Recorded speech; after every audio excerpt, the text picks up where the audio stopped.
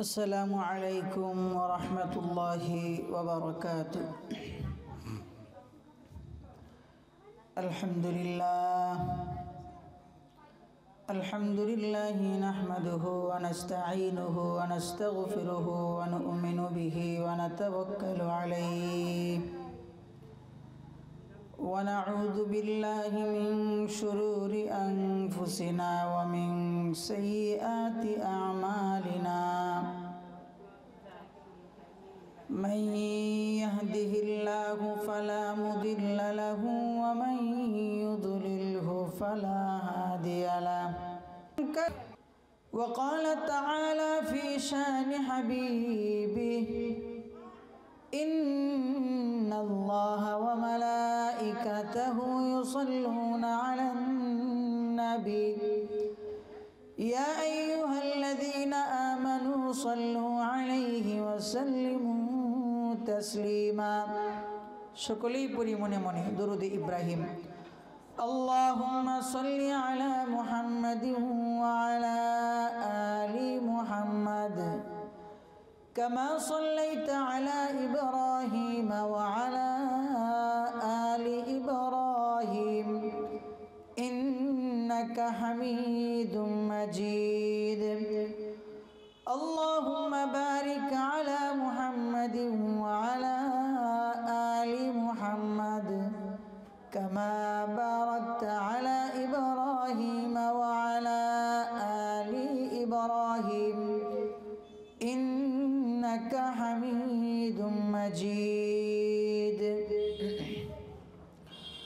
আলহামদুলিল্লাহ সুম্মা আলহামদুলিল্লাহ. জামিয়া আরাবিয়া ইদারাতুর রাসূল সাল্লাল্লাহু আলাইহি ওয়াসাল্লাম মহিলা মাদ্রাসার উদ্যোগে আয়োজিত আজকের মা বোনদের উদ্দেশ্যে দিনের বেলায় ইসলামী ওয়াজ মাহফিলের উপস্থিত হযরত উলামায়ে কেরাম, পর্দানিশীন আমার সম্মানিত মা বোনেরা, সর্বপ্রথম মেহেরবান খুদার আলিশান দরবারে কালিমাতুশ শুকর আদায় করি আলহামদুলিল্লাহ। কারণ আল্লাহ রাব্বুল আলামিন ফিতনা ফাসাদের এই যুগে, কঠিন এবং দুঃসময়ের এই কঠিন সময়ে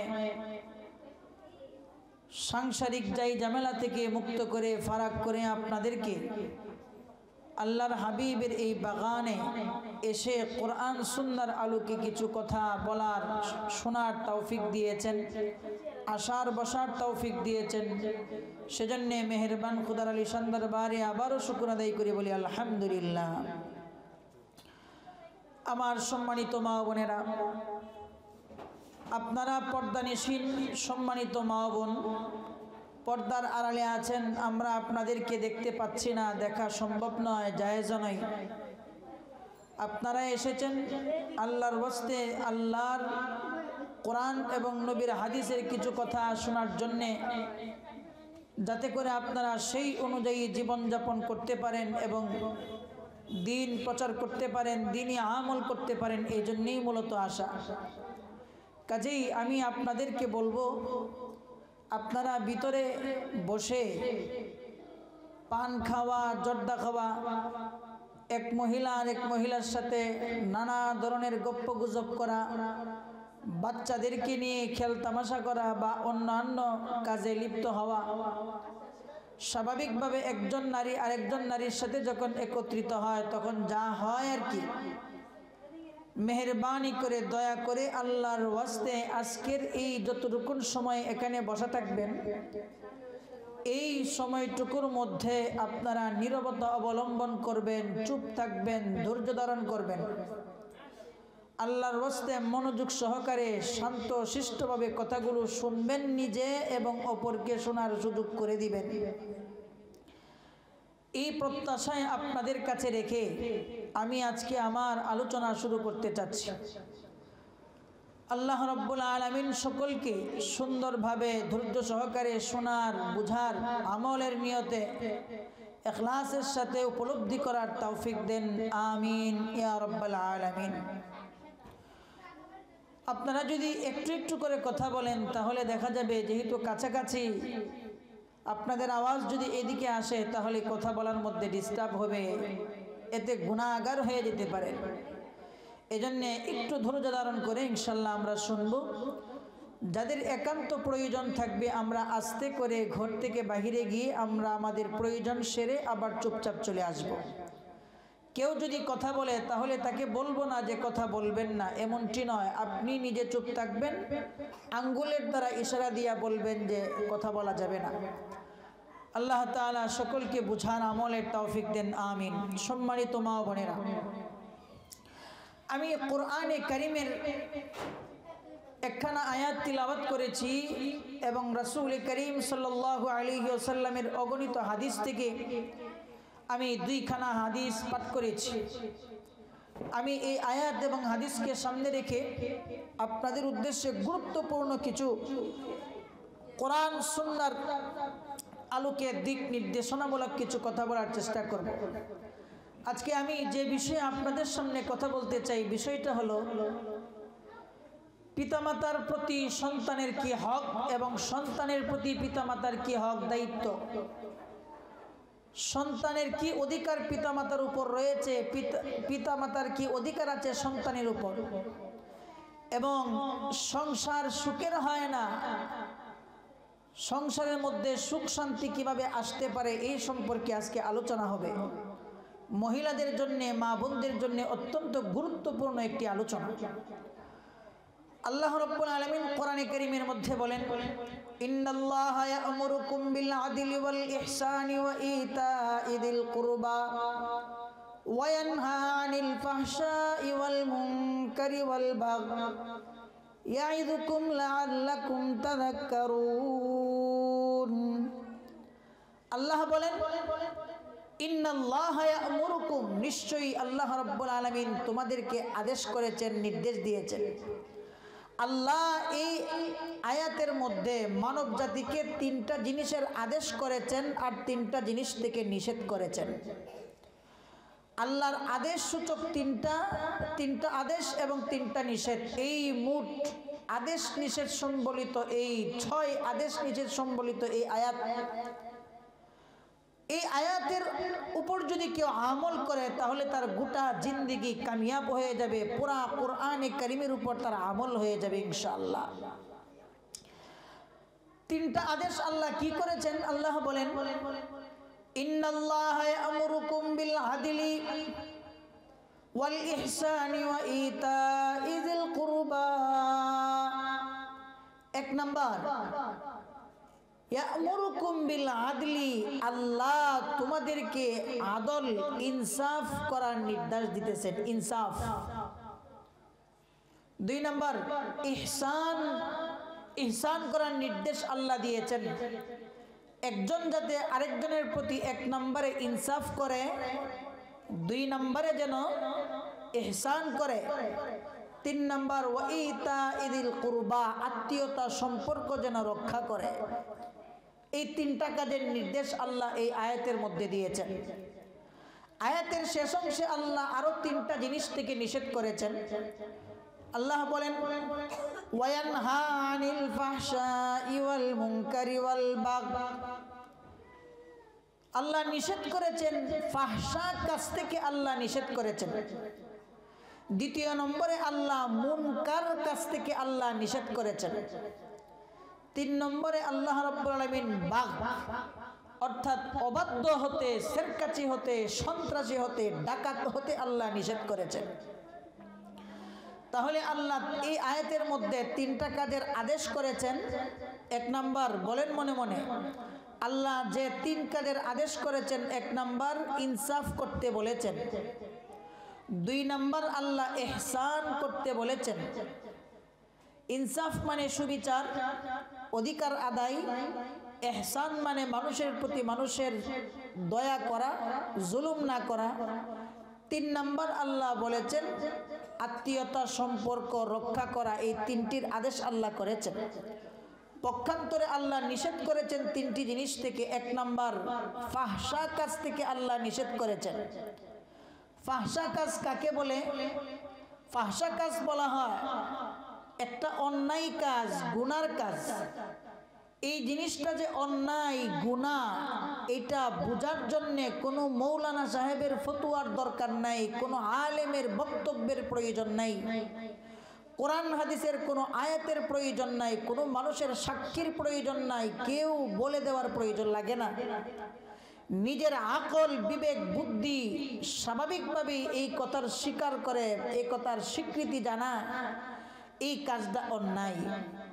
যে কাজটা অন্যায়, অন্যায় বোঝার জন্য কোনো দলিল প্রমাণ লাগে না। যেমন অন্যায় কাজে, এই অন্যায়কে কোরআনের ভাষায় বলা হয় ফাহশা। যেমন জিনা বেবিচার একটা অন্যায় কাজ। এটা যে অন্যায় কাজ, একজনে জিনা করছে, বেবিচার করছে, ধর্ষণ করছে আর ইফটিজিং করছে, চুরি করছে আর ডাকাতি করছে, এরপরে সন্ত্রাস করেছে, হত্যা করেছে, এই যে কাজগুলো অন্যায়, এইটা কি একজন মানুষ চুরি করার পরে লোকজন কি বলবে তুমি তো চুরি করছো, তুমি একটু অপেক্ষা করো, মসজিদের ইমাম সাহেবের কাছে গিয়া জেনে আসি চুরি কামটা ভালো না মন্দ, এটা জানতে যাবে না চুরকে সেখানেই উত্তম মাধ্যম দিবে। যদি চুরকে এখানে রেখে ইমাম সাহেবের কাছে জানতে চায়, তাহলে চুর এখানে আর থাকবে না, মাল নিয়ে চলে যাবে।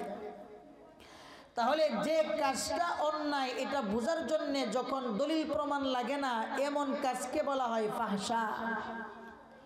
পক্ষান্তরে যে কাজটা অন্যায়, বোঝার জন্য দলিল প্রমাণের প্রয়োজন, স্বাভাবিকভাবে বোঝা যায় না, এমন কাজকে কোরআনের ভাষায় বলা হয় মুনকার। যেমন সুদ খাওয়া হালাল না হারাম? কথা কোন? সুদ খাওয়া হালাল নয়, হারাম। সুদ খাওয়া যে হারাম, এটা স্বাভাবিকভাবে মানুষ বুঝতে চায় না। আমাদের দেশের সাবেক অর্থমন্ত্রী তিনি বলেছিলেন, ব্যবসা বাণিজ্য যদি হালাল হয়, তাহলে সুদী লেনদেন, সুদী কারবার কেন হালাল হবে না, জায়েজ হবে না কেন? ব্যবসা বাণিজ্যের মধ্যে যেমন মালের আদান প্রদান থাকে এবং লাভ হয়, ঠিক তেমনি ভাবে সুদী লেনদেনের মধ্যে তো টাকা পয়সার আদান প্রদান হয়, সেখানেও লাভ হয়। বেচা কিনা ব্যবসা যদি হালাল হয়, তাহলে সুদী লেনদেন হালাল হবে না কেন? সে যুক্তি দিছে। এই যুক্তির খণ্ডনের জন্য আল্লাহ রাব্বুল আলামিন বলেছেন, ইন্নাল্লাহ আহাল্লাল্লাহুল বাই'a ওয়া হাররামার রিবা। আল্লাহ বেচা কিনাকে হালাল করেছেন আর সুদী লেনদেনকে হারাম করেছেন। সুতরাং তোমার বুঝে আসুক অথবা না আসুক, ব্যবসার উপর তুলনা করে সুদী লেনদেনকে হালাল বলা যাবে না। সুতরাং সমাজের মধ্যে যে কাজটা গুনাহ, অন্যায়, নাজায়েজ, এটা বোঝার জন্য যদি দলিল প্রমাণের প্রয়োজন পড়ে, তাহলে এমন গুনার কাজকে বলা হয় মুনকার। আল্লাহ এই মুনকার কাজ থেকেও দূরে থাকতে নিষেধ করেছেন। আল্লাহ এই মুনকার কাজ করতে নিষেধ করেছেন। তৃতীয় নম্বরে আরেকটি নিষেধের কাজ হলো বাগিয়ুন, মানুষের সাথে অবাধ্যতা না করা, উদ্ধত আচরণ না করা, অন্যায় কাজে লিপ্ত না হওয়া। সম্মানিত মা বোনেরা, আশা করি আপনারা বুঝতে পেরেছেন আল্লাহ রাব্বুল আলামিন তিনটা কাজের আদেশ করেছেন। জিনিস তিনটা কি কি, এবং তিনটা কাজ থেকে আল্লাহ নিষেধ করেছেন, বিষয় তিনটা কি কি। আশা করি আপনারা বুঝতে সক্ষম হয়েছেন। আদেশ তিনটা এবং নিষেধ তিনটা, এই মোট 6টা। এই 6টা জিনিসের বিস্তারিত আলোচনা করার মতন সময় সুযোগ আমার হাতে নাই, আপনাদেরও শোনার ধৈর্য নাই। কাজেই আমি আজকে 6টা জিনিসের বিস্তারিত আলোচনা না করে শুধুমাত্র প্রথম নম্বর যে বিষয়টা আছে, আমি শুধুমাত্র প্রথম নম্বরের চুম্বক বিশেষ বিশেষ সংক্ষিপ্ত আকারে বিশেষ কিছু কথা আমি আজকে শুধুমাত্র এই 6টা জিনিসের মধ্য থেকে প্রথমটা শুধু বলবো। আশা করি যদি আপনারা মনোযোগ সহকারে আমলের নিয়তে প্রথম বিষয়ের একটু বিস্তারিত আলোচনা শুনেন, ইনশাল্লাহ আশা করি কড়াই গন্ডাই টের পাবেন এবং বুঝবেন আল্লাহ রাব্বুল আলামিন এই আয়াতের মধ্যে যে আদেশ করেছেন 3টা আর নিষেধ করেছেন 3টা, এই সব কিছু মানলে পুরাপুরি কোরআনে কারিমের উপর আমল করা কিভাবে সম্ভব, আশা করি ইনশাল্লাহ আপনারা এটা বুঝতে সক্ষম হবেন। সম্মানিত মা বোনেরা, আল্লাহ রাব্বুল আলামিন প্রথমে বলেন, ইন্নাল্লাহা ইয়া'মুরুকুম বিল আদলি ওয়াল ইহসানি ওয়া ইতা'i যিল কুরবা وينهى عن الفحشاء والمنكر والبغي يعظكم لعلكم تذكرون আল্লাহ বলেন হে লোক সকল তোমরা অবশ্যই তোমাদেরকে আল্লাহ তাআলা নির্দেশ দিতেছেন নবী বলেন ইন্নাল্লাহা ইয়া'মুরুকুম বিল আদলি নিশ্চয় আল্লাহ রাব্বুল আলামিন তোমাদেরকে নির্দেশ দিয়েছেন নির্দেশ করেছেন যেন তোমরা পরস্পরে আদল করো ইনসাফ করো আদল মানে হলো ইনসাফ করা ইনসাফ কাকে বলে আমরা ইনসাফ বলতে মনে করি বিচারের মধ্যে মনে হয় শুধু ইনসাফের বিচার হয় শুধুমাত্র বিচারের কাজের মধ্যেই ইনসাফ এমনটি নয় মানুষের প্রত্যেকটা কাজ কর্মের মধ্যে ইনসাফ করতে হবে এজন্য ইনসাফের আরেক অর্থ হইল ইনসাফ মানে হইল অধিকার আদান প্রদান করা অধিকার নিশ্চিত করা ইনসাফ মানে হইল পাওনা পরিশোধ করা আল্লাহ রাব্বুল আলামিন প্রত্যেকটা মানুষকে নির্দেশ দিয়েছেন তোমাদের কাছে একজনের আরেকজনের যে পাওনা আছে একজনের কাছে আরেকজনের যে পাওনা প্রত্যেকেই প্রত্যেকের অপরের পাওনাটাকে পাই টু পাই হিসাব করে সকলের পাওনা দিয়া দিবা আল্লাহ রাব্বুল আলামিন এখানে এই পাওনা পরিশোধের বিষয়টাকে আদল দ্বারা ইনসাফ করেছেন ব্যক্ত করেছেন মুফাসসিরিনে কেরাম হাদিসের মধ্যে ইনসাফ শব্দের দ্বারা ব্যক্ত করছেন তাহলে সম্মানিত মা বোনেরা আদল শব্দের অর্থ হইল একজন আরেকজনের পাওনা পরিশোধ করাকে আদল বলে একজনের কাছে আরেকজনের যে পাওনা আছে সেই পাওনা পরিশোধ করাকে ইনসাফ বলে এবার কার কাছে কি পাওনা আছে আমার কাছে আপনার কি পাওনা আপনার কাছে আমার কি পাওনা একজনের কাছে আরেকজনের কি পাওনা এই যে পাওনাটা আল্লাহ পরিশোধ করতে বলেছেন এখন যদি আমরা নাই জানি কার কাছে কার কি পাওনা তাহলে সেই পাওনা কি পরিশোধ করা যাবে কখনোই সম্ভব নয় সুতরাং পাওনা পরিশোধ করার জন্য সর্বপ্রথম কার কাছে কি জিনিস পাওনা আছে এই জিনিসটা বুঝতে হবে বুঝার পরে আমার কাছে আপনার কি পাওনা আপনার কাছে আমার কি পাওনা সন্তানের কাছে বাপের কি পাওনা বাপের কাছে সন্তানের কি পাওনা মায়ের কি পাওনা স্বামীর কাছে স্ত্রীর কি পাওনা স্ত্রীর কাছে স্বামীর কি পাওনা এইভাবে প্রত্যেকটা মানুষ একজনের কাছে আরেকজনের কি পাওনা আছে এই জিনিসগুলো আগে জানতে হবে বুঝতে হবে এরপরে জেনে বুঝে প্রত্যেকের পাওনাটা যদি প্রত্যেকেই পরিশোধ করে দেয় তাহলেই সমাজের মধ্যে শান্তি প্রতিষ্ঠা হবে আজকে সমাজ বলেন দেশ বলেন আর সংসার বলেন এই সমস্ত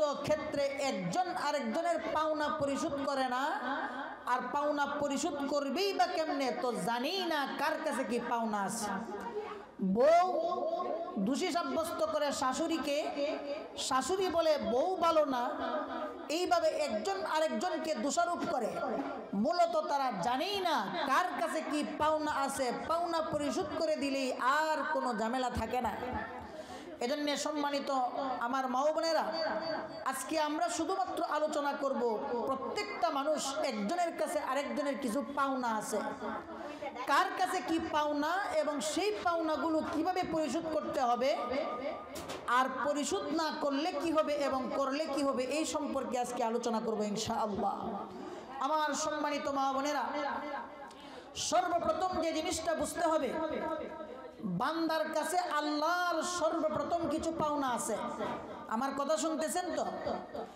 এক নম্বরে আল্লাহর কিছু পাওনা আছে বান্দার কাছে এরপরে বান্দার কিছু পাওনা আছে আল্লাহর কাছে এরপরে রাসূলের কাছে রাসূলের কিছু পাওনা আছে উম্মতের কাছে উম্মতের কিছু পাওনা আছে রাসূলের কাছে ফেরেশতাদের কিছু পাওনা আছে মানুষের কাছে মানুষের কিছু পাওনা আছে ফেরেশতার কাছে ছাত্রের কিছু পাওনা আছে শিক্ষকের কাছে শিক্ষকের কিছু পাওনা আছে ছাত্রের কাছে সন্তানের কিছু পাওনা আছে পিতামাতার কাছে পিতামাতার কিছু পাওনা আছে সন্তানের কাছে স্ত্রীর কিছু পাওনা আছে স্বামীর কাছে স্বামীর কিছু পাওনা আছে স্ত্রীর কাছে শাশুড়ির কিছু পাওনা আছে ছেলের বউয়ের কাছে ছেলের বউয়ের কিছু পাওনা আছে শাশুড়ির কাছে সরকারের কিছু পাওনা আছে জনগণের কাছে জনগণের কিছু পাওনা আছে সরকারের কাছে এইভাবে প্রত্যেকটা জিনিসের কিছু পাওনা আরেকজনের কাছে আছে এমনকি পশু পাখি জানোয়ারদের পাওনা আছে মানুষের কাছে,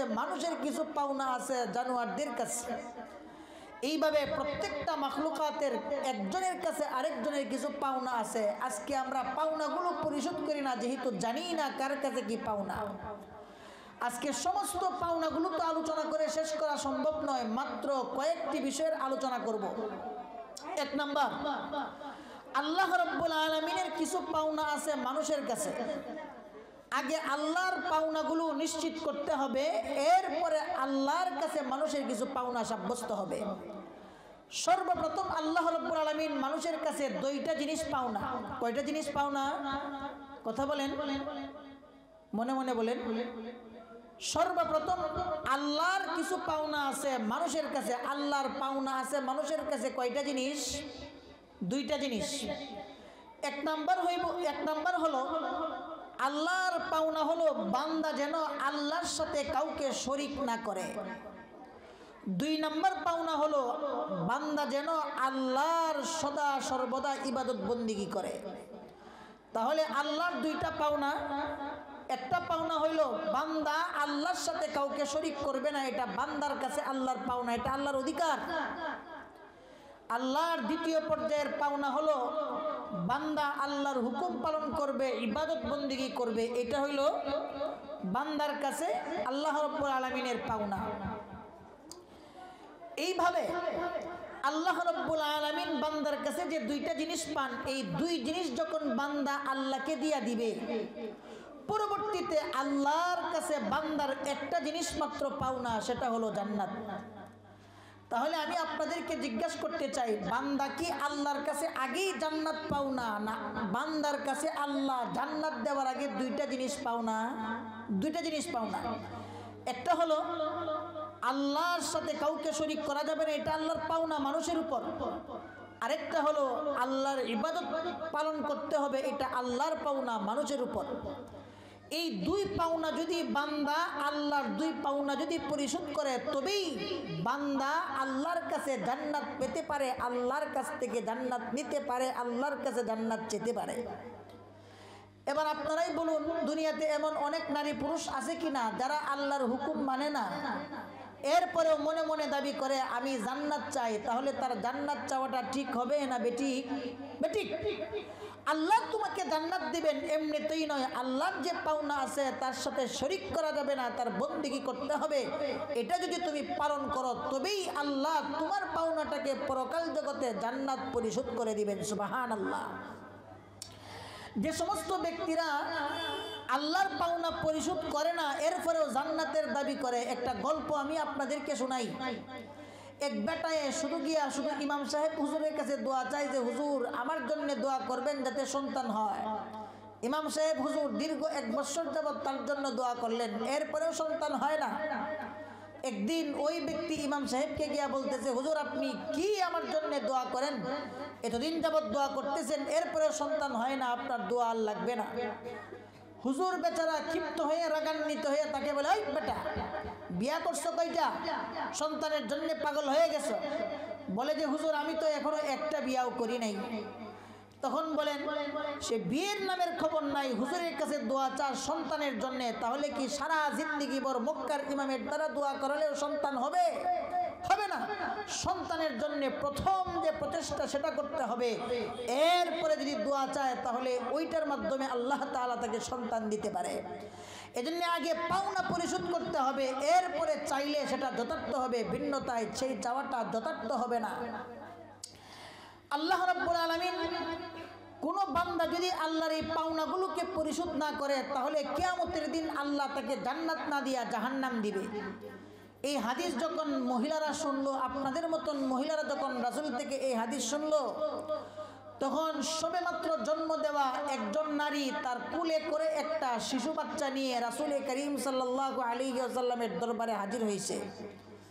একজন নারী তার কোলের শিশুকে নিয়ে রাসূলের দরবারে হাজির হয়ে বলে, ইয়া রাসূলুল্লাহি, আপনি দেখতেই পাচ্ছেন আমি একজন সন্তানের মা, আমার কোলে শিশু বাচ্চা, আপনার কাছে আমার জানতে চাওয়া হলো, আপনি বলুন তো দেখি আল্লাহ রাব্বুল আলামিন একজন বান্দাকে আল্লাহ তার বান্দাকে বেশি মহাব্বত করে না মা তার শিশু বাচ্চাকে বেশি মহাব্বত করে?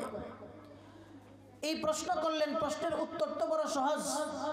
রাসূল করিম সাল্লাল্লাহু আলাইহি ওয়াসাল্লাম বলেন যে শোনো, অবশ্যই আল্লাহ রাব্বুল আলামিন মায়ের থেকে, একজন মা তার শিশু বাচ্চাকে যেভাবে মহাব্বত করে তার থেকে বহুগুণ বেশি আল্লাহ রাব্বুল আলামিন তার বান্দা বান্দিকে মহাব্বত করে। রাসূল যখন এই উত্তর দিলেন তখন সেই মহিলা বলে, ইয়া রাসূলুল্লাহ, আপনার কথা যদি সত্য হয় তাহলে আমি বলতে চাই, একজন মা সে তো তার নিজ হাতে তার শিশু বাচ্চাকে আগুনের মধ্যে ফেলতে পারে না, কখনোই ফেলবে না। বলে হ্যাঁ, ফেলবে না। তাহলে একজন মা যদি তার শিশু বাচ্চাকে আগুনের মধ্যে ইচ্ছা করে নিজ হাতে না ফেলা, তাহলে হাদিসের মধ্যে তো আসছে আল্লাহ রাব্বুল আলামিন তার বান্দা বান্দিকে তো নিজ হাতে জাহান্নামে দিবেন, জাহান্নামের আগুনে তাদেরকে জ্বালাবে। আল্লাহ যদি তার বান্দা বান্দিকে জাহান্নামের আগুনে জ্বালায়, অথচ মা তো তার সন্তানকে আগুনের মধ্যে নিক্ষেপ করবে না, তাহলে মায়ের থেকে বেশি দরদি আল্লাহ কিভাবে হলো? প্রশ্ন। আপনারাই বলুন, এই প্রশ্নের উত্তরটা কি সহজ না কঠিন? কঠিন। নারী যখন এমন প্রশ্ন করলো, ইয়া রাসূলুল্লাহ, তাহলে আল্লাহ মায়ের থেকে বেশি মহব্বতশীল হলেন কি করে? আল্লাহ বান্দার প্রতি কিবা দয়াশীল হলেন? তখন রাসূল করিম সাল্লাল্লাহু আলাইহি ওয়াসাল্লাম সোজা সেজদার মধ্যে চলে গেলেন। দীর্ঘ সময় রাসূল সেজদার মধ্যে থাকার পর মাথা তুলে বলতেছেন যে শোনো, তুমি যে আমাকে প্রশ্ন করেছো মা তার সন্তানকে নিজ হাতে আগুনে নিক্ষেপ করে না, আল্লাহ রাব্বুল আলামিন তার বান্দা বান্দিকে জাহান্নামের আগুনে ফেলবে, কাজেই মায়ের থেকে আল্লাহ দরদি হলো কি করে, দয়াশীল হলো কি করে? প্রশ্ন করেছো, ঠিক আছে, সমস্যা নাই, তোমার উত্তর শোনো। আল্লাহর বান্দা আল্লাহর বান্দি কারা? যে মানুষটা আল্লাহর সাথে শিরিক না করে আল্লাহর সমস্ত হুকুম পালন করে, আল্লাহর বন্দিগি পালন করে যথাযথভাবে আল্লাহর কাছে, সেই মানুষটাই আল্লাহর প্রকৃত বান্দা এবং বান্দি বলে বিবেচিত হয়। আল্লাহর সত্যিকার বান্দা আর বান্দি যে, আল্লাহ রাব্বুল আলামিন কখনোই তাকে জাহান্নামের আগুনে নিক্ষেপ করবে না, আল্লাহ তাকে কখনোই জাহান্নামে নিক্ষেপ করবে না। পক্ষান্তরে যারা নিজেদেরকে বান্দা আর বান্দি বলে দাবি করে অথচ আল্লাহর হুকুম মানে না, আল্লাহর যে পাওনা দুইটা তার সাথে শিরিক করা যাবে না, আল্লাহর বন্দিগি করতে হবে, এই সমস্ত আমল যারা করবে না, তারা মানুষের দৃষ্টিতে মানুষ হলেও, বান্দা বান্দি হলেও প্রকৃতপক্ষে তারা আল্লাহর বান্দা নয় এবং বান্দি নয়। যারা আল্লাহর সত্যিকার বান্দা না আর বান্দি না, কিয়ামতের দিন আল্লাহ তাদেরকে জাহান্নামের আগুনে নিক্ষেপ করবেই, এতে আল্লাহর কোনো কিছু যায় আসে না। নাউজুবিল্লাহ। এজন্য সম্মানিত মুহতারাম হাজিরিন, আশা করি আপনারা সংক্ষিপ্ত আকারে হলেও বুঝতে পেরেছেন। সর্বপ্রথম আল্লাহর কিছু পাওনা আছে বান্দার কাছে দুইটা। এক নাম্বার, আল্লাহর সাথে কাউকে শরীক করা যাবে না। দুই নাম্বার, আল্লাহর ইবাদত করতে হবে। আল্লাহর হকগুলো যখন, পাওনাগুলো যখন বান্দা পরিশোধ করবে, তখন বান্দার পাওনা জান্নাত আল্লাহ পরিশোধ করে দিবেন। সুবহানাল্লাহ। এবার আসেন, আমি সংক্ষিপ্ত আকারে এই পাওনাগুলো বলতেছি, সামনে একটা বিষয় বিস্তারিত বলবো। দ্বিতীয় পর্যায়ে ফেরেশতাদের কিছু পাওনা আছে আমাদের কাছে, আর আমাদের কিছু পাওনা আছে ফেরেশতাদের কাছে। ফেরেশতাদের কাছে আমাদের যে পাওনা, এটা আগে সাব্যস্ত হয় না, আগে ফেরেশতাদের পাওনাটা সাব্যস্ত করতে হয়। মানুষের কাছে ফেরেশতাদের পাওনা কি? মানুষের কাছে ফেরেশতাদের পাওনা হইল, মানুষের এমন কোনো আচরণ তারা করতে পারবে না, মানুষ যে আচরণের কারণে ফেরেশতারা কষ্ট পায়, ফেরেশতাদেরকে কষ্ট দেওয়ার মতন কোনো আচরণ মানুষ করতে পারবে না। এটা হইল ফেরেশতাদের পাওনা। ফেরেশতারা যেন কষ্ট না পায়, ফেরেশতাদেরকে যেন কষ্ট না দেয়। তাহলে মানুষের কাছে ফেরেশতার পাওনা কি? যাতে করে ফেরেশতাদেরকে মানুষ কষ্ট না দেয়। ফেরেশতাদেরকে মানুষ কষ্ট দেয় কেমনে, এই জিনিসটা একটু বোঝা দরকার। রাসূল করিম সাল্লাল্লাহু আলাইহি ওয়াসাল্লাম হাদিসের মধ্যে বলেছেন, মানুষ যখন কাঁচা পেঁয়াজ খায়, কাঁচা রসুন খায়, তখন তার মুখের মধ্যে একটা গন্ধ সৃষ্টি হয়। কাঁচা পেঁয়াজ আর রসুন খাওয়া নাজায়েজ না, হারাম না, জায়েজ, হালাল। তবে খাওয়ার পরে মুখের মধ্যে যে গন্ধটা থাকে, এই গন্ধটা যার মুখে এই কাঁচা পেঁয়াজ আর রসুনের গন্ধ থাকবে, যার হাতে পাবে কাঁচা পেঁয়াজ আর রসুনের গন্ধ থাকবে, ওই গন্ধের কারণে ফেরেশতারা কষ্ট পায়। ফেরেশতারা যখন কষ্ট পায় তখন রহমতের ফেরেশতা সেই ব্যক্তির কাছে আসে না। তাহলে ফেরেশতাদেরকে মানুষ কষ্ট দিবে না, এটা হলো ফেরেশতাদের পাওনা মানুষের কাছে। ফেরেশতারা কষ্ট পায় কেমনে? এক নাম্বার, মানুষ যদি কাঁচা পেঁয়াজ রসুন কা তার দুর্গন্ধ বাকি থাকে, এই দুর্গন্ধের কারণে রহমতের ফেরেশতা তার কাছে আসতে পারে না, এর দ্বারা রহমতের ফেরেশতারা কষ্ট পায়।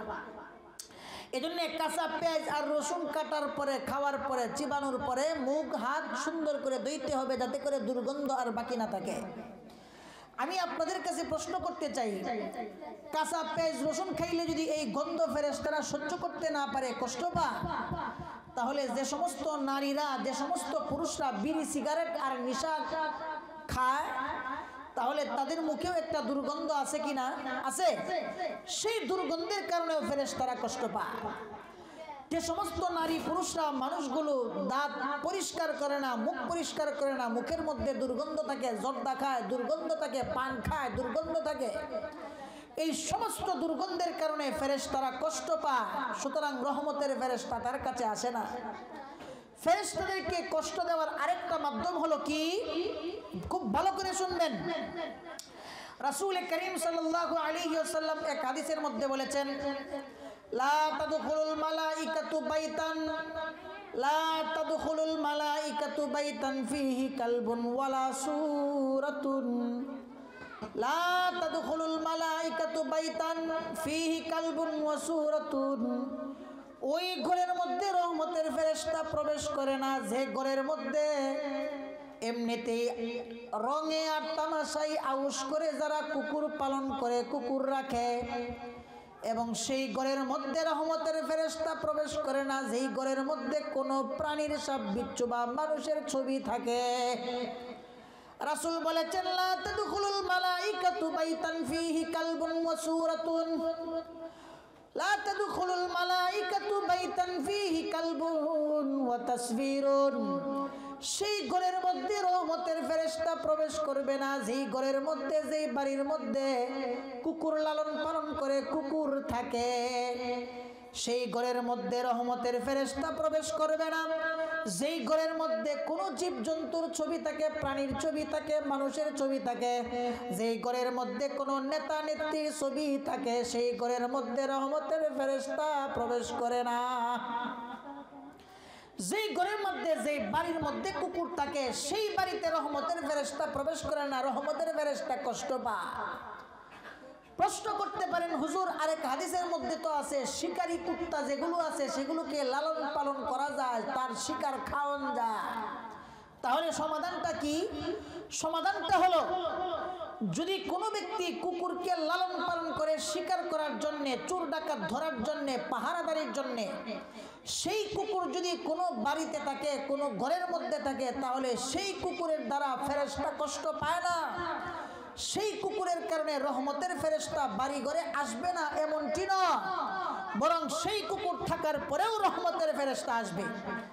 কিন্তু কিছু কিছু কুকুর মানুষ লালন পালন করে শখে, আহ্লাদে, এমনিই, যদি কোনো ঘরের মধ্যে, কোনো বাড়ির মধ্যে কেউ এমনিতেই কুকুর লালন পালন করে আর রাখে, তাহলে সেই ঘরের মধ্যে রহমতের ফেরেশতা আসবে না, সেই ঘরের মধ্যে রহমতের ফেরেশতা যায় না, সেই ঘর থেকে রহমতের ফেরেশতাকে কষ্ট দিয়ে বের করে দেওয়া হয়।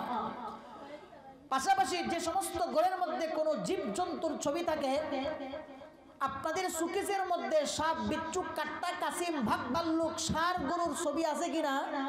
কথা কোন আছে কিনা? আছে। সুকেসকে সাজানোর জন্য মূর্তির ছবি রেখে দিলেন, পুতুলের ছবি রেখে দিলেন, হ্যাঁ, মহিষগুলোর প্রাণীর ছবি রেখে দিলেন, ভাগ, ভাল্লুক, সাপ, বিচ্ছুর ছবি রেখে দিলেন। খোদার কসম করে বলি, আপনার সেই ঘরের মধ্যে রহমতের ফেরেশতা প্রবেশ করবে না। আপনার সেই ঘর থেকে রহমতের ফেরেশতাকে কষ্ট দিয়ে, ঘাট ধাক্কা দিয়ে আপনি বের করে দিলেন। যে সমস্ত ঘরের মধ্যে কোনো পিতামাতার দুনিয়া থেকে যারা চলে গেছে, কোন পূর্বপুরুষ পিতামাতার ছবি যদি কেউ ঝুলিয়ে রাখে, কেউ লটকিয়ে রাখে, ঘরের মধ্যে রাখে, খোদার কসম করে বলি, আপনার ঘরের মধ্যে রহমতের ফেরেশতা প্রবেশ করবে না। কোন অফিস আদালত ঘর কল কারখানা মিল ফ্যাক্টরির মধ্যে যদি কোন নেতা নেত্রীর ছবি যদি ঝুলিয়ে রাখা হয়, খোদার কসম করে বলি সেই ঘরের মধ্যে রহমতের ফেরেশতা প্রবেশ করবে না। সেই ঘর থেকে রহমতের ফেরেশতাকে ঘাট ধাক্কা দিয়ে বের করে দেওয়া হলো। ফেরেশতারা সেখানে কষ্ট পায়, রহমতের ফেরেশতারা যায় না। এজন্য আমার সম্মানিত মা বোনেরা, সুকেশ সাজাবেন ভিন্ন জিনিস দ্বারা, প্রাকৃতিক জিনিস দ্বারা সাজাবেন। বাড়িঘর সাজাবেন প্রাকৃতিক জিনিস দ্বারা সাজাবেন, কোনো প্রাণীর ছবির দ্বারা সাজাবেন না, কোনো মূর্তির দ্বারা সাজাবেন না, কোনো ভাস্কর্যের দ্বারা সাজাবেন না, কোনো পূর্বপুরুষের ছবির দ্বারা সাজাবেন না। এটা গুনাহ, এটা হারাম, এটা নাজাস। রহমতের ফেরেশতা ঘরে আসবে না। আজকে ঘরগুলো তো ছবিওয়ালা হয়ে গেছে। অনেকেই শখ করে ঘরের মধ্যে ছবি রাখে, নিজেদের বাচ্চার ছবি রাখে, পিতামাতার ছবি রাখে। খোদার কসম করে বলে হারাম, নাজায়েজ, রহমতের ফেরেশতা যাবে না। প্রশ্ন করতে পারেন যে হুজুর, রহমতের ফেরেশতা যদি আমার ঘরের মধ্যে না যায় তাহলে আমার সমস্যাটা কি? আমার দরকার নেই রহমতের ফেরেশতা, এটা বলতে পারেন আপনি। কিন্তু আল্লাহ রহমতের ফেরেশতার কি পরিমাণ প্রয়োজন এই মর্মে আল্লাহ বলেন, ইন্নাল্লাযীনা ক্বালু রাব্বুনাল্লাহু সুম্মা ইসতাকামু তাতানাজ্জালু আলাইহিমুল মালায়েকাতু আল্লা তাখাফু ওয়া লা তাহজানু ওয়া আবশিরু বিল জান্নাতিল্লাতী কুনতুম তুআদুন। ও বান্দা বান্দিরা, তোমরা বলতে পারো রহমতের ফেরেশতার আমার প্রয়োজন নাই, আমার ঘরের মধ্যে কোনো রহমতের প্রয়োজন নাই, কোনো রহমতের ফেরেশতার প্রয়োজন নাই। আল্লাহ বলেন যে বান্দা, তুমি যতই বলো তোমার রহমতের প্রয়োজন নাই, আমি আল্লাহ 24টা ঘন্টার মধ্যে তোমাকে পালাক্রমে একের পর এক ফেরেশতার মাধ্যমে আমি আল্লাহ তোমাকে হেফাজত করতেছি রহমতের ফেরেশতার মাধ্যমে। এক নম্বর হইল বান্দা বান্দি মানুষ যখন ঘুমানোর পরে তার কানের ছিদ্র দিয়া, নাকের ছিদ্র দিয়া, শরীরের অন্যান্য ছিদ্র দিয়া যে কোনো বিষাক্ত প্রাণী, কীটপতঙ্গ, পিপিলিকা ঢুকতে পারে। ও বান্দা বান্দি, তুমি তো ঘুমের মধ্যে অচেতন অবস্থায় আছো, যে কোনো মুহূর্তেই তুমি বিপদের সম্মুখীন হতে পারো। ঠিক ওই অবস্থায় তোমাকে কে হেফাজত করলো? আল্লাহ রাব্বুল আলামিন স্বয়ং রহমতের ফেরেশতার মাধ্যমে তোমাকে হেফাজত করেছেন। সুবহানাল্লাহ। মানুষ যখন ঘুমায় থাকে, মুখ হা করে থাকে, কান থাকে, চোখ থাকে, আরো কত কি থাকে, পিপিলিকাগুলো পাশ দিয়ে অতিক্রম করতে থাকে, হাঁটতে থাকে, অনেক পোকামাকড় হাঁটতে থাকে, কিন্তু তার কানের ভিতরে প্রবেশ করে না, চোখের ভিতরে প্রবেশ করে না, মুখের ভিতরে প্রবেশ করে না। কেন? আল্লাহ রাব্বুল আলামিন রহমতের ফেরেশতার দ্বারা তাকে হেফাজত করতেছে এই জন্যে। সুবহানাল্লাহ। রহমতের ফেরেশতার কেমন প্রয়োজন? আল্লাহ বলেন, ইন্নাল্লাযীনা ক্বালু রাব্বুনাল্লাহ, ওই সমস্ত ঈমানদার যারা বলে আমাদের রব হলো আল্লাহ, যারা বলে আমাদের রব আল্লাহ, সুম্মা ইসতাকামু, এরপরে যারা ওই আমার সমস্ত রব কাকে বলে? রব বলা হয় এমন সত্তা যিনি আমার সমস্ত চাহিদাকে পুরা করতে পারে। আমি এই ব্যাপারে ব্যাখ্যায় যাব না। রব বলা হয় যিনি আমার আপনার সমস্ত চাহিদা পুরা করতে পারে, তিনিই হলেন রব। আল্লাহ বলেন যে সমস্ত ঈমানদাররা ঈমান এনেছে আর বলে ক্বালু রাব্বুনাল্লাহ, আমাদের রব হলেন আল্লাহ, সুম্মা ইসতাকামু, এই কথা বলার পরে আমাদের রব হলেন আল্লাহ, আল্লাহর প্রতি ঈমান, আস্থা, বিশ্বাস অটল যারা রাখলো, যারা জন্ম থেকে নিয়ে মৃত্যু পর্যন্ত আল্লাহকে রব হিসাবে মানলো, মৃত্যুর সময় পর্যন্ত যদি আল্লাহর প্রতি বিশ্বাস তার থাকে, ঈমান যদি থাকে, আমার কথা কি আপনারা বুঝতেছেন? আল্লাহ বলেন ইন্নাল্লাযীনা ক্বালু রাব্বুনাল্লাহু সুম্মা ইসতাকামু, যে সমস্ত বান্দা বান্দিরা ঈমান আনছে, ঈমান এনে বলে রব হলেন আমাদের আল্লাহ, এই কথা স্বীকার করার পরে মৃত্যু পর্যন্ত সেই কথার উপর অটল থাকলো, অবিচল থাকলো, মানে ঈমানের হালতেই সে থাকলো। ঈমানের হালতে অটল অবিচল থাকার মধ্যে দিয়ে যদি তার উপর মৃত্যু চলে আসে একদিন, যখন তার মরণ চলে আসতেছে, যখন তার মরণ চলে এসেছে, মৃত্যু চলে আসছে, এমন ঈমানদারদেরও মরণের বেলায়, মৃত্যুর বেলায় মৃত্যুর সময় ইবলিস শয়তান তার কাছে আসে। কার কাছে আসে? যে মানুষটা ইমানদার, ইমানের প্রতি চলছে, ইমান রেখে এখন মৃত্যু আসছে ইমানের হালতে, সেই মানুষটাও যখন মৃত্যুবরণ করে তখন মৃত্যুর সময় শয়তান, দুই দল শয়তান তার কাছে আসে। কয় দল শয়তান? দুই দল। যারা বেঈমান কাফের, যারা মুসলিম, এদের কাছে তো আর মৃত্যুর সময় শয়তান আসার কোনো প্রয়োজন নাই, যেহেতু ইমানের হালতে মরে নাই। কিন্তু যারা ইমানদার, ইমান এনেছিল, ইমানের উপরেই ছিল, এখন ইমানের হালতেই মরতেছে, এমন ইমানদার মুত্তাকি যারা, আল্লাহ ওয়ালা যারা, এই সমস্ত ইমানদারদের মরণের সময়, মৃত্যুর সময় দুই দল শয়তান আসে। একদল শয়তান এসে তার মায়ের আকৃতি ধারণ করে, আরেক দল শয়তান এসে তার পিতার আকৃতি ধারণ করে। কথা বুঝলেন? একদল শয়তান এসে তার পিতার আকৃতি ধারণ করে, আরেক দল শয়তান এসে মায়ের আকৃতি ধারণ করে। মায়ের আকৃতি ধারণ করা শয়তানগুলো তার ডান পাশে দাঁড়ায়, আর পিতার আকৃতি ধারণ করা শয়তানগুলো তার বাম পাশে দাঁড়ায়। এমত অবস্থায় আজরাইল যখন চলে আসে, তার দেহ থেকে যখন রূহটা বেরিয়ে যাবে, বড় একটা কঠিন পেরেশানির মধ্যে থাকে। মরণ যন্ত্রণা, মৃত্যু যন্ত্রণা যে কত কঠিন, এটা যে মানুষটা মরছে না তাকে বলে বোঝানো যাবে না। মুসা আলাইহিস সালাতু ওয়াস সালাম যখন ইন্তেকাল করলেন, একজন জলিল কদর পয়গম্বর, তিনি রাসূল, তিনি যখন ইন্তেকাল করে ফেললেন, ইন্তেকালের পরে তার উম্মতের একজনকে তিনি স্বপ্নে দেখাইতেছেন। স্বপ্নে যখন মুসা নবী তার উম্মতের কাছে আসলেন, তখন উম্মত জিজ্ঞাসা করলো, ইয়া নবী, ইয়া রাসূল, ওগো নবী, আপনি যখন দুনিয়ার থেকে চলে গেছিলেন তখন মৃত্যুর সময় আল্লাহ রাব্বুল আলামিন আপনার সাথে কেমন মুআমালা করছে? মৃত্যু যন্ত্রণাটা কেমন? মৃত্যু যন্ত্রণা কেমন? যখন উম্মত বলল, ওগো নবী আপনি বলুন মৃত্যু যন্ত্রণা বড় কত কঠিন, একটু যদি বলতেন। স্বপ্ন যুগে মুসা আলাইহিস সালাতু ওয়াস সালাম তিনি উম্মতকে বলে যে, শুনো, মৃত্যু যন্ত্রণা এত কঠিন, বিবরণ দিয়ে আমি তোমাকে বুঝাইতে পারবো না। তবে শোনো, একটা খাসি বাচ্চা, তাকে যদি জবাই না করে, যদি জ্যান্ত তার শরীর থেকে চামড়াটাকে কষে যদি একটা টান মেরে যদি তার শরীর থেকে যদি জ্যান্ত পশুর খাসি বাচ্চার চামড়াটাকে যদি খুলে ফেলা হয়, ছিলে ফেলা হয়, তাহলে যেমন কষ্ট লাগবে, এর থেকেও বহুগুণ বেশি কষ্ট আমি পয়গম্বর খলিল, আমি নবী মুসা মৃত্যুর সময় এত কষ্ট অনুভব করছি। একজন নবীর মরণের সময় যদি মৃত্যু যন্ত্রণা এত কঠিন হয়, আমি আর আপনি কোন সলিমুল্লাহ আর করিমুল্লাহ, তাহলে আমার আপনার মৃত্যু যন্ত্রণা কত ভয়াবহ হবে স্বাভাবিকভাবেই বোঝা যায়। বিস্তারিত আর আলোচনার দিকে যাচ্ছি না। সম্মানিত মা বোনেরা, বলতেছিলাম যারা ইমানদার, ইমান এনেছিল, ইমানের হালতেই ছিল, ইমানের হালতে মৃত্যুবরণ করতেছে, এমন ইমানদারদের মরণের সময় শয়তান, দুই দল শয়তান আসে। একদল শয়তান এসে মায়ের আকৃতি ধারণ করে, আর একদল শয়তান এসে বাপের আকৃতি নেয়। মায়ের আকৃতিগুলো ডান পাশে দাঁড়ায়, পিতার আকৃতির শয়তানগুলো বাম পাশে দাঁড়ায়। এবার সন্তানের যদি, ওই সন্তানের পিতামাতা যদি দুনিয়া থেকে আগেই চলে গিয়ে থাকে, তাহলে তখন সন্তানকে বলতে থাকে যে, ওগো সন্তান শোনো, আমি তোমার মা, আমি তোমার মা। বাপে বলে, আমি তোমার বাপ।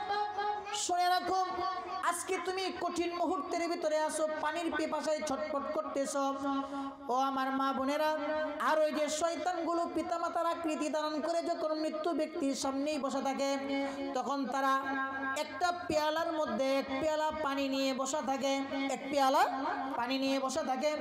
এরপরে মৃত্যু শয্যায় তো মৃত্যুর এই মুহূর্তে বাপ মায়ে বলে যে, শোনো বাবা, তুমি আজকে ইমানের উপর ছিলা, ইমানের হালতে মৃত্যুবরণ করতেছো। শোনো বাবা, আমিও তো ইমানের হালতেই ছিলাম, আমিও তো ইমানের হালতে মৃত্যুবরণ করছি। ইমানের হালতে মৃত্যুবরণ করার কারণে আজকে আমি জাহান্নামের মধ্যে গেছি, কবরের মধ্যে বড় কষ্টের মধ্যে আছি। তুমি অন্তত আমার ওসিয়তটা, আমাদের নসিহতটা গ্রহণ করে তুমি ইমানকে পরিহার করে, ইমান ছাড়া যদি তুমি কবরের মধ্যে আসতে পারো, তাহলে তোমার জন্য বড় খুশখবরি আছে। বাপ মার মা শয়তান আকৃতি নিছে, বাপ আর মায়ের পেয়ালার মধ্যে এক পেয়ালা পানি, এটা নিয়ে সন্তানকে বলে, আমি তোমাদের পিতামাতা, আমরা তোমার পিতামাতা, তোমার আগে দুনিয়ার থেকে চলে আসছি। ইমানের হালতে আসার কারণে আমাদের অবস্থা ভালো হয় নাই, আমরা বড় কষ্ট আর মুসিবতের মধ্যে আছি। তো আমরা কষ্ট করলেও তোমাকে বলতেছি, তুমি মৃত্যুর সময় ইমানটা বাদ দিয়ে এরপরে মরো, অন্তত কবরের মধ্যে গিয়া শান্তি পাইবা। মা বাপ যখন আকৃতি ধারণ করে এমন কথা সন্তানকে বলবে, তখন সন্তানের মনে হয়ে যাবে ওয়াজ মাহফিলে গেছিলাম, ওলামায়ে কেরামের সাথে চলতাম, ওলামায়ে কেরাম নবীর ওয়ারিস যারা তারা তো বলতেন ঈমান আনো, ঈমানের হালতে থাকো, ঈমানের সাথে মৃত্যুবরণ করো, তাহলে তুমি জান্নাত পাবা, কামিয়াত হইবা। ওলামায়ে কেরাম বলছে ঈমানের হালতে মৃত্যুবরণ করার জন্য আজকে আমার মৃত্যুর এই কঠিন মুহূর্তে বাপ মায়ে বলতেছে ঈমান হারা হয়ে দুনিয়া থেকে যাওয়ার জন্য। এখন আমি কি করি, বড় পেরেশান পেরেশান পেরেশান। এমত অবস্থায় শয়তান রূপী সেই বাপ মা রূপী শয়তানের সেই কথা মেনে যদি এবার ওই সন্তান যদি কথা মানে, তাহলে দুনিয়ার থেকে বেঈমান হয়ে তাকে দেওয়া লাগে।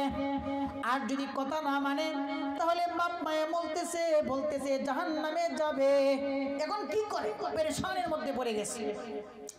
ঠিক এই পেরেশানির মুহূর্তে আল্লাহ রাসূল বলেছেন, বান্দার যখন, এবং সরাসরি আল্লাহ বলেছেন মৃত্যুর সময় বান্দার যে এমন প্রত্যেকটা ঈমানদার আমলদার বান্দা এমন বড় কঠিন একটা পরীক্ষার মধ্যে পড়বে। এই কঠিন পরীক্ষার মুহূর্তে বান্দার রহমতের ফেরেশতার বড় প্রয়োজন হবে, রহমতের ফেরেশতার বড় প্রয়োজন হবে। আল্লাহ বলেন ইন্নাল্লাযীনা ক্বালু রাব্বুনাল্লাহু সুম্মা ইসতাকামু, যারা আমি আল্লাহর প্রতি ঈমান এনেছিল, ঈমানের হালতে যারা ছিল এবং ঈমানের হালতে যাদের কাছে মরণ চলে আসছে, শয়তান এসে যখন বাপ মায়ের আকৃতি নিয়ে ধোঁকা দিতেছে, আমি আল্লাহ ঠিক সেই মুহূর্তে তাতানাজ্জালু আলাইহিমুল মালায়েকা আল্লা তাখাফু ওয়া লা তাহজানু ওয়া আবশিরু বিল জান্নাহ। আল্লাহ বলেন বান্দার মৃত্যুর সময় সেই কঠিন মুসিবতের মুহূর্তে আমি আল্লাহ আসমান থেকে একদল রহমতের ফেরেশতা পাঠায়া দেই। সুবহানাল্লাহ, রহমতের ফেরেশতা আল্লাহ পাঠিয়ে দেয়। তাতানাজ্জালু আলাইহিমুল মালায়েকাতু আল্লা তাখাফু ওয়া লা তাহজানু। রহমতের ফেরেশতা এসে কি বলে, রহমতের ফেরেশতা এসে বলে যে ওগো বান্দা, তুমি ঈমান এনেছিলা, ঈমানের হালতেই ছিলাম, ঈমানের হালতেই মৃত্যুবরণ করতেছো। শুনে রাখো, তোমার বাপ মা শয়তান আকৃতি নিয়েছে, তোমার বাপ মা তোমাকে যে সমস্ত কথা বলছে এইগুলো সত্যিকার তোমার বাপ মা না শয়তান। যদি তোমার এই বাপ মায়ের কথা তুমি মানো, নিঃসন্দেহে বেঈমান কাফের হয়ে দুনিয়ার থেকে যেতে হবে। আর শুনে রাখো, তাতানাজ্জালু আলাইহিমুল মালায়েকাতু আল্লা তাখাফু ওয়া লা তাহজানু। শুনে রাখো, যদি রহমতের ফেরেশতারা বলেন যদি আমাদের কথা মানো, আল্লা তাখাফু ওয়া লা তাহজানু, তোমার মরণের পরে কোনো টেনশন নাই, কবরের জগতেও কোনো ভয় নাই, এবং তুমি যে দুনিয়াতে সন্তান সন্ততি রেখে যাচ্ছ, কবরের মধ্যে গিয়ে সন্তান সন্ততির ব্যাপারেও তোমার কোনো পেরেশানি হবে না। সুবহানাল্লাহ। তাহলে সম্মানিত মা বোনেরা, রহমতের ফেরেশতার প্রয়োজন আছে কিনা? আপনি যদি বলেন আমার ঘরের মধ্যে আমি ছবি রাখবো, সন্তানের ছবি রাখবো, নেতা নেত্রীর ছবি রাখবো, পূর্বপুরুষের ছবি রাখবো, বাল্যকের ছবি রাখবো, আমি আমার ঘর সাজাবো, সুকেশ চালাবো, আমার রহমতের এত ফেরেশতার প্রয়োজন নাই, এটা যদি আপনি বলেন, তাহলে শুনে রাখেন আল্লাহ বলেছেন মৃত্যুর সময় প্রত্যেকটা ঈমানদার শয়তানের পক্ষ থেকে বড় কঠিন একটা পরীক্ষার মধ্যে পড়বে। এরপরে বাপ মায়ের হাতে শয়তান প্রস্রাব করে এক পেয়ালা পানি দিবে। তখন বাপ মায়ে বলবে, শয়তান, এই বাপ মা রূপী শয়তান বলবে, বাবা তুমি মৃত্যুর যন্ত্রণায় ছটফট করতেছো, পানির পিপাসা লাগছে, এই নেও পানি, তুমি যদি পানি পান করো সুদা জান্নাতে যাবে। এরপরে যদি বাপ মায়ের কথা মেনে যদি সেই পানিটা পান করে, তাহলে সেটা পানি নয়, মূলত শয়তানের প্রস্রাব, সেটা এটা পান করার সাথে সাথেই সেই মানুষটা বেঈমান হয়ে দুনিয়ার থেকে চলে যাবে। কিন্তু সেই মুহূর্তে একমাত্র সহায়ক হবে রহমতের ফেরেশতা। দুনিয়ার কোনো শক্তি তখন সহায়ক হবে না, দুনিয়ার কোনো শক্তি সেই শয়তানকে দেখতে পাবে না, একমাত্র রহমতের ফেরেশতা দেখতে পাবে। এই জন্য রহমতের ফেরেশতার বড় প্রয়োজন। এখন যে ঘরের মধ্যে আপনি মরতেছেন, আপনার জীবদ্দশায় তো সেই ঘরের মধ্যে ছবি ছিল, রহমতের ফেরেশতা আসতে দেন নাই। এখানে একটা কিচ্ছা বলি, কিছু মানুষ যখন এই হাদিসটা শুনছে, ঘরের মধ্যে যদি ছবি থাকে তাহলে রহমতের ফেরেশতা আসে না, তখন ওই বেটায় বলছে তাহলে ঘরের মধ্যে আরো বেশি বেশি ছবি রাখি, তাহলে আজরাইলও তো একটা ফেরেশতা, আজরাইল আমার ঘরের মধ্যে আসবে না, আমার আর মরণ হবে না। রাসূল যে বলেছেন যে ঘরের মধ্যে ছবি থাকবে ফেরেশতা আসবে না, এটা কি আজরাইলের কথা বলছেন না রহমতের ফেরেশতা? রহমতের ফেরেশতা আজরাইল ঠিকই আসবে। আজরাইল মরণের সময় যখন হয়ে যায় তখন কোনো ছবি টবি মানে না, সুদা মানুষের কাছে চলে আসে। ফাঁক দিয়ে আপনি ঘরের মধ্যে যে ছবি রেখেছিলেন, এই জন্যে রহমতের ফেরেশতা আপনার ঘরের মধ্যে আসবে না। এই জন্যে ছবি যে ঘরের মধ্যে থাকবে শতভাগ নিশ্চিত হলো সেই মানুষটা ওই ঘরের মধ্যে যদি মৃত্যুবরণ করে নিঃসন্দেহে শতভাগ মনে হয় সে বেঈমান কাফের হয়ে দুনিয়া থেকে যাবে। মোহতারাম হাজিরিন, বলতেছিলাম মানুষের কাছে ফেরেশতার কি পাওনা? মানুষের কাছে ফেরেশতাদের এক নাম্বার পাওনা হলো মানুষ যেন এমন কোনো আচরণ, এমন কোনো কাজের মাধ্যমে ফেরেশতাকে কষ্ট না দেয়। ফেরেশতা কোন কোন কাজের মাধ্যমে কষ্ট পায় কয়েকটা উদাহরণ দিলাম। এবার যদি ফেরেশতার হক আপনি আদায় করছেন, এবার মানুষের পাওনা কি ফেরেশতার উপর? এবার ফেরেশতার কাছে মানুষের কি পাওনা? আল্লাহর রাসূল বলেন মানুষের উপর ফেরেশতার পাওনা হইল কষ্ট না দেওয়া। যখন সে তার পাওনাটা পরিশোধ করবে তখন ফেরেশতার জন্য কর্তব্য হলো প্রত্যেকটা মানুষের জন্য সদা সর্বদাই মাগফিরাতের দোয়া করা। সুবহানাল্লাহ। আমি তিনটা জিনিস বলছি। এক নাম্বার হলো আল্লাহর পাওনা কি বান্দার উপর? কয়টা? দুইটা। একটা হলো আল্লাহর সাথে কাউকে শিরিক করা যাবে না, আরেকটা হলো আল্লাহর ইবাদত করতে হবে। বান্দা যখন আল্লাহর পাওনা আদায় করবে তখন আল্লাহর কাছে বান্দার পাওনা কি? জান্নাত। দ্বিতীয় নম্বরে বলছি ফেরেশতার কাছে মানুষের কি পাওনা, মানুষের কাছে ফেরেশতার কি পাওনা। মানুষের কাছে ফেরেশতার পাওনা হইল মানুষ যাতে এমন কোনো কাজ না করে যার দ্বারা ফেরেশতা কষ্ট পায়। কি এমন কাজ বললাম? এরপরে মানুষের পাওনা হলো ফেরেশতার কাছে ওই সমস্ত ফেরেশতারা 24 ঘন্টায় মানুষের জন্য মাগফিরাত আর রহমতের দোয়া সে করতে থাকবে। এটা হলো মানুষের পাওনা ফেরেশতাদের কাছে। সম্মানিত মুহতারাম হাজিরিন, নবীর কিছু পাওনা আছে তার উম্মতের কাছে, উম্মতের কিছু পাওনা আছে তার নবীর কাছে। প্রথমে নবীর পাওনাটা সাব্যস্ত হয়, প্রথমে নবীর পাওনা সাব্যস্ত হয়। নবীর পাওনা কি উম্মতের কাছে? রাসূল করিম সাল্লাল্লাহু আলাইহি ওয়াসাল্লাম বলেন কুল্লু উম্মতি ইয়াদখুলুনাল জান্নাতা ইল্লা মান আবা। কিলা ওয়া মান আবা ইয়া রাসূলুল্লাহ? ক্বালা মান আতা'নি দাখালাল জান্নাহ ওয়া মান আসানি ফাকাদ আবা। রাসূল বলেন কুল্লু উম্মতি ইয়াদখুলুনাল জান্নাহ, আমার সমস্ত উম্মত সকলেই জান্নাতে যাবে, ইল্লা মান আবা, তবে যে ব্যক্তি মানে না, আবা করে, অস্বীকার করে আমাকে, সেই ব্যক্তি জান্নাতে যাবে না। কিলা মান আবা ইয়া রাসূলুল্লাহ? সাহাবায়ে কেরাম নবীকে প্রশ্ন করলেন, ওগো নবী আপনাকে মানে না আপনার আবা কারা, মানে না কারা? রাসূল বললেন মান আতা'নি দাখালাল জান্নাহ, যারা আমার সুন্নাত মোতাবেক চলে তারাই আমাকে মানে, ওয়া মান আসানি ফাকাদ আবা, আর যে সমস্ত ব্যক্তিরা আমার তরিকা মোতাবেক চলে না, আমার সুন্নাত মোতাবেক চলে না, তারাই আমাকে মানে না, তারাই আমাকে নবী হিসেবে মানতে চায় না, তারাই আমার তরিকা মোতাবেক চলতে চায় না। সুতরাং যে সমস্ত ব্যক্তিরা আমার তরিকা মোতাবেক চলে না তারা আমার পাওনাটাকে পরিশোধ করলো না। তাহলে মুহতারাম হাজরিন, নবীর পাওনা হলো উম্মতের কাছে কি?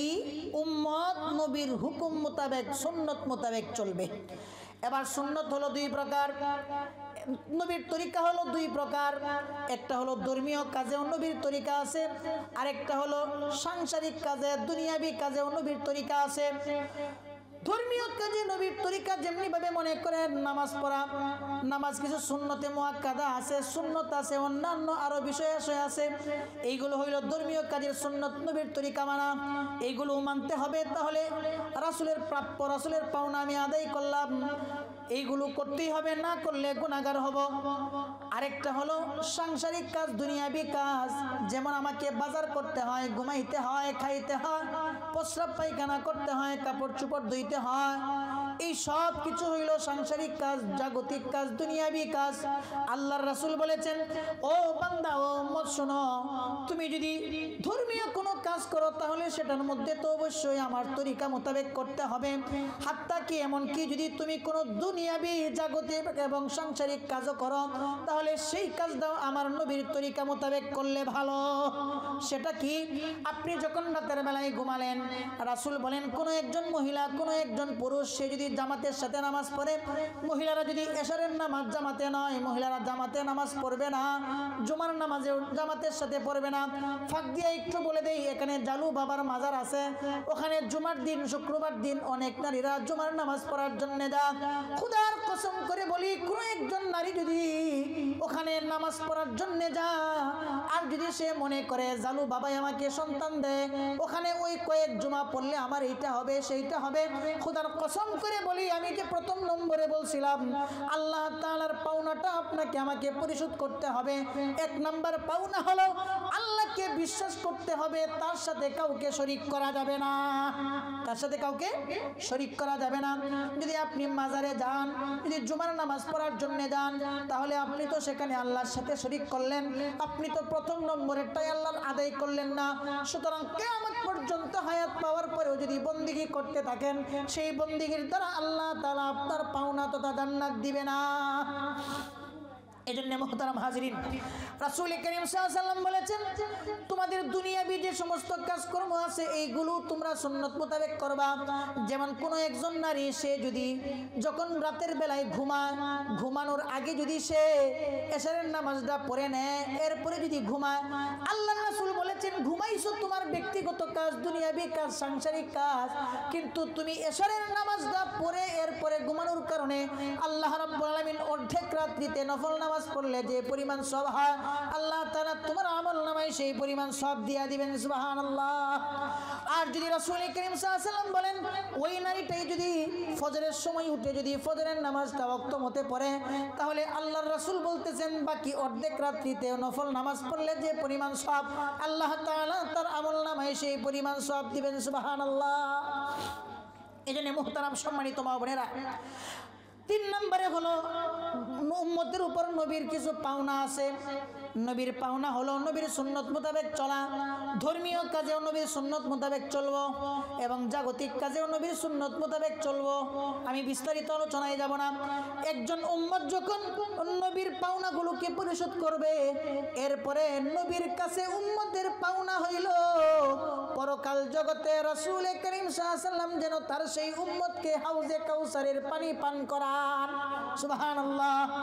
এরপরে রাসূলের কাছে উম্মতের পাওনা হইল কাল কিয়ামতের দিন ময়দানে মাহশরের কঠিন সেই অবস্থা, নবী যেন তাকে শাফাআত করে জাহান্নাম থেকে মুক্ত করে জান্নাতে নিয়ে যান। সুবহানাল্লাহ। তাহলে নবীর পাওনা হইল নবীর সুন্নত মোতাবেক চলা, নবীর কাছে উম্মতের পাওনা হইল কিয়ামতের দিবসে শাফাআত করে জান্নাতে নেওয়া। 3টা বললাম। আল্লাহর পাওনা বান্দার কাছে কি বললাম, বান্দার পাওনা আল্লাহর কাছে কি বললাম। দ্বিতীয় পর্যায়ে ফেরেশতার পাওনা বান্দার কাছে কি, বান্দার পাওনা ফেরেশতার কাছে কি বললাম। তৃতীয় পর্যায়ে সংক্ষিপ্ত আকারে হলেও উম্মতের কাছে নবীর কি পাওনা বললাম এবং উম্মতের পাওনা কি নবীর কাছে সেটাও বললাম। আর বেশি বলবো না, মাত্র 2টা একটু বিস্তারিত বলবো। এরপরে আসেন সন্তানাদির কাছে পিতামাতার কি পাওনা, পিতামাতার কাছে সন্তানাদির কি পাওনা, এই জিনিসটা বুঝতে হবে। মহতারাম সম্মানিত মা বোনেরা, বর্তমান সময়ে মা বাপ যারা আছে তারা সবাই অভিযোগ করে যে আমার সন্তান অবাধ্য হয়ে গেছে, আমার সন্তান ভালো না, হুজুর দোয়া করবেন, সন্তান অবাধ্য হয়ে গেছে।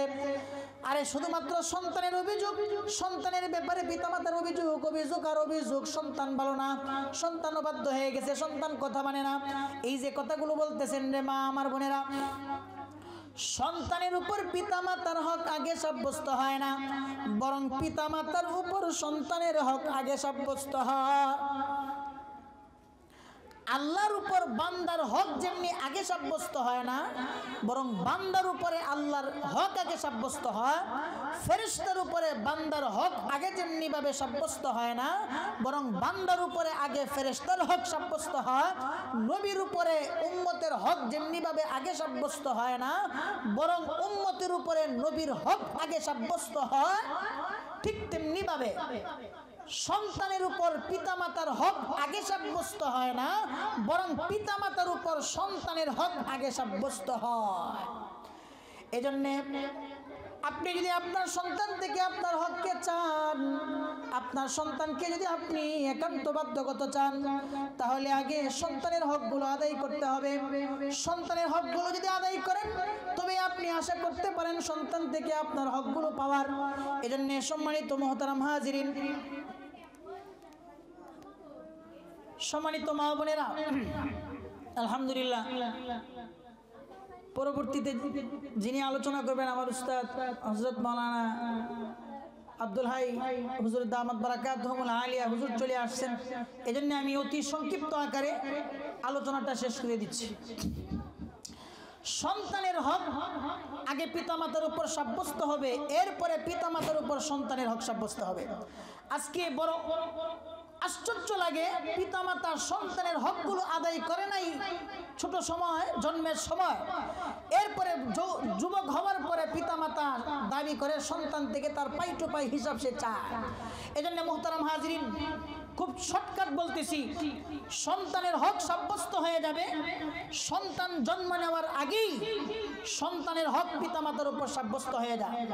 সন্তান যখন এখনো জন্ম নেয় নাই, জন্ম নেওয়ার আগেই পিতামাতার উপর দুইটা, বাপের উপর দুইটা হক সন্তানের সাব্যস্ত হয়।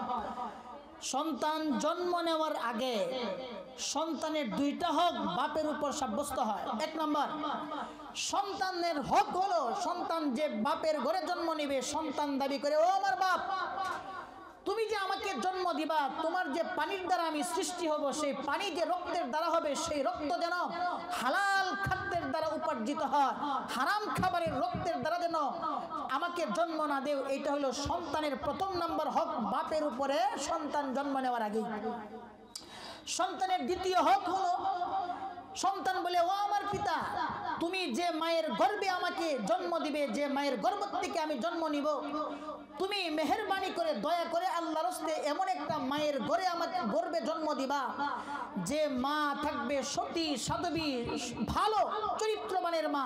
এমন মায়ের কাছে, এমন মায়ের পেটে তুমি আমাকে জন্ম দিবা, অর্থাৎ আদর্শ একটা মা তুমি আমাকে উপহার দিবা। এটা সন্তান জন্ম নেওয়ার আগেই সন্তানের দুইটা হক বাপের উপর চলে আসে। এরপরে যখন বাপ যখন বিয়ে করে, মা যখন হয়, মায়ের গর্ভে যখন সন্তান আসে, মায়ের গর্ভে যখন সন্তান আসে, তখন মায়ের গর্ভে সন্তান থাকা অবস্থায় সন্তানের কিছু হক সাব্যস্ত হয়ে যায় মায়ের উপরে। সন্তানের কিছু হক সাব্যস্ত হয়। অনেক সময় দেখা যায় মা সন্তানকে পেটে নিয়ে টিভি দেখতেছে, স্টার জলসা দেখতেছে, কিরণমালা দেখতেছে, ছবি দেখতেছে, সিনেমা দেখতেছে, মিথ্যা কথা বলতেছে, ফাঁসা কথা বলতেছে, বেপরদায় চলতেছে, কোনো পরোয়া সে করে না। মা যখন সন্তান পেটে নিল, পেটে রাখা অবস্থায় মা তার সন্তানের হক আদায় করে নাই, সন্তানের হককে সে নষ্ট করছে। এরপরে ওই মা যখন সন্তান ভূমিষ্ঠ হওয়ার পরে, বড় হওয়ার পরে সন্তান থেকে মা তার হক চা, এর মতো বুকা মা আর হতে পারে না। আশরাফ আলী থানভী রহমতুল্লাহ আলাইহির একটা ঘটনা আছে।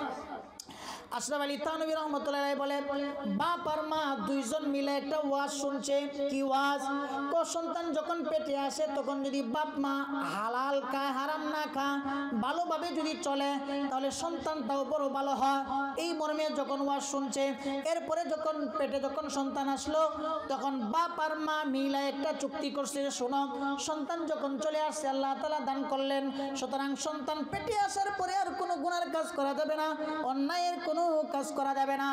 বাস চুক্তি মোতাবেক তারা সুন্দরভাবে জীবনযাপন করছে। সময় মতে সন্তান ভূমিষ্ঠ হলো। সন্তান ভূমিষ্ঠ হওয়ার পরে বড় হয়েছে, কয়েক বছর বয়স যখন হয়ে গেল, এরপরে বাপে সন্তানকে আঙ্গুলে ধরে ধরে বাজারে নিয়ে যাচ্ছে।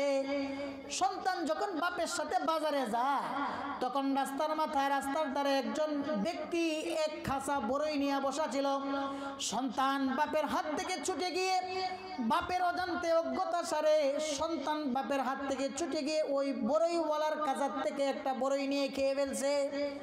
পিতা বড় আশ্চর্য হয়ে গেল, সন্তানকে এত সুন্দর করে লালন পালন করলাম, আজকে দেখি হারাম মাল সে ভক্ষণ করেছে। কারণটা কি? মায়ের কাছে যাই, সব বাপ সন্তানকে নিয়ে বাজারে না গিয়ে মায়ের কাছে আসছে, বলে এই সমাচার ব্যাপারটা কি? তোমার সন্তান তুমি কিভাবে লালন পালন করলাম? মা বলে যে স্বামী আমার সন্তানের কোনো দোষ নাই, দোষটা আমারই। কি দোষ? সন্তান যখন আমার পেটের মধ্যে ছিল তখন আমি আমার উঠানে আমি যখন একটু হাঁটাচলা করতেছিলাম, পাশের বাড়িওয়ালার বড়ই গাছের ডালটা আমার বাউন্ডারির ভিতরে চলে আসছিল। আমি যখন হাঁটতেছিলাম আমার মনের অজান্তে পাশের বাড়ির বড়ই গাছ থেকে অনুমতি ছাড়াই একটা বড়ই আমি খেয়ে ফেলেছিলাম। একটা বড়ই আমি খাইছিলাম, এই জন্য সেটার প্রভাব আমার সন্তানের মধ্যে পড়ছে। আজকে সেই কারণেই সন্তান তোমার হাত থেকে চলে গিয়ে ভিন্ন মানুষের অনুমতি ছাড়া বড়ই সে খেয়েছে। এই জন্য মোহতারাম হাজিরিন, বাপ মায়ের প্রভাব সন্তানের উপর পড়ে। এই জন্য সন্তানের হকগুলো আগেই সাব্যস্ত হয়। আগে সন্তানের হক আদায় করলে পরে সন্তান থেকে পিতামাতার হক আশা করা যায়। এরপরে তাহলে মায়ের পেটে যখন থাকবে সন্তান তখন সন্তানের হক আছে।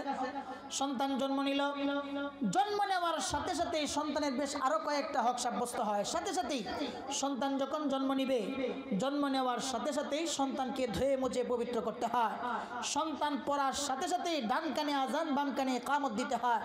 অনেকেই মেয়ে হইলে দুনো কানেই ইকামত দেয়, ছেলে হইলে দুনো কানেই আজান দেয়, আবার ছেলে হইলে বাহিরে গিয়া জুড়ে আজান দেয়, মেয়ে হইলে ভিতরে ঘরের মধ্যে আস্তে আস্তে আজান দেয়।